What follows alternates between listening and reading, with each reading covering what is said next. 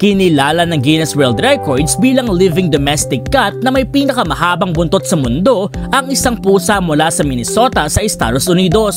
Siya si Mr. Pugsley Adams na hango ang pangalan mula sa sikat na fictional family na Addams Family. Si Mr. Pugsley ay 2 taong gulang na Silver Maine Coon. Ang kanyang buntot ay may haba na 18.5 inches o nasa 47 sentimetro. Halos kasing haba ito ng 2 ruler. Ayon sa kanyang fur parent na si Amanda Cameron, una nilang napansin ng mahabang buntot ni Mr. Pugsley na una siyang dinala sa veterinaryo. Makalipas ang ilang buwan, nagpatuloy ang paghaba nito. Dahil dito, naisip ni Amanda na tignan sa internet ang world record para sa pinakamahabang buntot ng isang pusa. Dito na nalamang na nagpasa na ito ni Mr. Pugsley.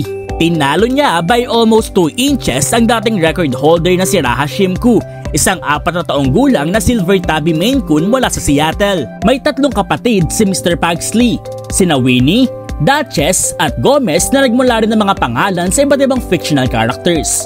Para sa iba pang content, mag-follow sa lahat ng social media pages ng News 5.